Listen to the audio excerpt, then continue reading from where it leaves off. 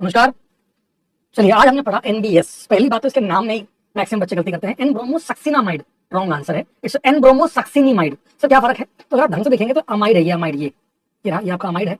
अगर आप बहुत ढंग से देखेंगे तो ये आपको अमाइड लिखा है, अमाइड। हम बच्चे क्या करते हैं, अक्सर इसको इमाइड मान लेते। Amide and imide are two different, ये imide are two different functional group. Sir कैसे? जो पहला वाला आपको ये है सक्सिनिक एसिड, ये सक्सिनिक एसिड, डाइकार्बोक्सिलिक एसिड। इसको अमोनिया हीट से कैसे रिएक्शन होगी ये हम बाद में सीखेंगे, लेकिन पहले इसको जब रिएक्ट कराते हैं तो ये बनता है अमाइड। तो ये सक्सिनिक एसिड का अमाइड है, उसको कहते हैं सक्सिनामाइड। इस अमाइड को और हीट करते हैं तो अमोनिया गैस रिलीज होती है और रिंग बन जाती है। तो दैट फंक्शनल ग्रुप जो आपको जो बनने से एसिड में होता है कार्बोक्सिलिक एसिड में, सेम ऐसे यहाँ पर ये देखिए, ये जो है ये फंक्शनल ग्रुप है, ये है आपका इमाइड, सक्सिनिमाइड। अब H को हटा के आपने Br लगा दिया तो N bromosuccinimide, NBS succinimide. Sir क्या करेगा? एनबीएस तो खुद तो रिएक्ट करता ही नहीं है, प्योर पड़ा हुआ है, इसीलिए हमें थोड़ी सी इंप्योरिटी डालनी पड़ती है, किसकी? Br2 की, ताकि रिएक्शन एक बार शुरू हो जाए। जैसे रिएक्शन शुरू हुई तो हम आगे से आगे काम करते जाएंगे।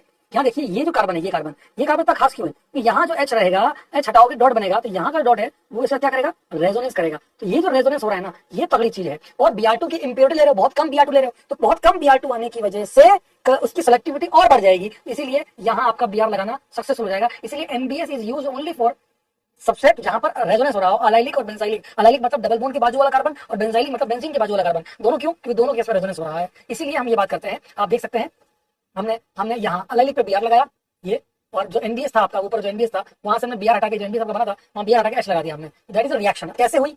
सबसे पहले हम सोचें तो Br2 की इंप्योरिटी ली आपने, तो Br2 की इंप्योरिटी लेने पर क्या हुआ? Br2 की इंप्योरिटी लेने पर ये Br टूट जाएगा Br डॉट के अंदर, तो Br डॉट, फिर वो Br डॉट जो है वो आपका एल्कीन के साथ रिएक्ट करेगा और इस वाली पोजीशन पे डॉट बनेगा क्योंकि रेजोनेंस करेगा, और HBr अलग हो जाएगा। वो HBr जो निकला वो अब एनबीएस काम आएगा, क्योंकि प्योर एनबीएस हमारे कोई काम का ही नहीं है।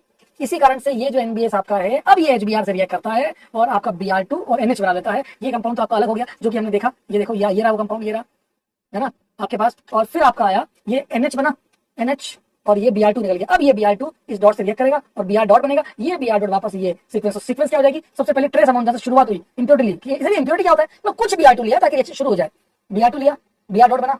अब 1 2 3 4, अब यहाँ से जो Br डॉट फ्री हुआ, अब मुझे पहली स्टेप की जरूरत ही नहीं है, मेरा काम हो जाएगा 1 2 3 4 2 3 4 2 3 4 2 3 4 2 3 4, इस प्रकार सीक्वेंस चलती जाएगी। और अगर आप HBr की इंप्योरिटी लेंगे वो डिपेंड करता है सर, और किसी ले सकते हैं, किसी की भी लो, पर हम मोस्टली Br2 HBr की इंप्योरिटी लेंगे। यहाँ से शुरुआत हुई सबसे 3 से, यहाँ से बनेगा Br2 और फिर ये करके 3, फिर 1 2 3 4 2 3 4 2 3 4 2 3 4, दैट्स इट। ये सीक्वेंस फॉलो होगी। तो ये आपका मैकेनिज्म है, ये आप देख सकते हैं। देखो दोनों केस में मैंने आपको बता दिया कैसे क्या शुरुआत हुई।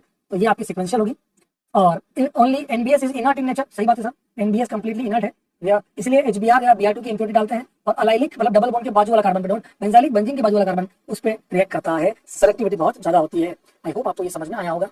फिर हमने देखा था कार्बोकैटायन। कार्बोकैटायन में अगर आप देखेंगे CH3+, तो ये वाला डब्बा खाली है, प्लस मतलब वैकेंट p ऑर्बिटल है, वैकेंट p पाई ऑर्बिटल। दूसरा ऑक्टेट इनकम्प्लीट है, तो 2 इलेक्ट्रॉन चाहिए। इलेक्ट्रॉन देने वाले लोग रेजोनेंस वाले, हाइपर वाले, ये सब इसको इलेक्ट्रॉन देंगे तो ऑक्टेट कंप्लीट हो जाएगा, स्टेबलाइज हो जाएगा। 3 बॉन्ड पेयर है, यस 3 वाला बॉन्ड पेयर, 3 बॉन्ड पेयर है, हां सब 3 H है। यूपी अनपेयर्ड 0 है, कोई अनपेयर्ड नहीं है।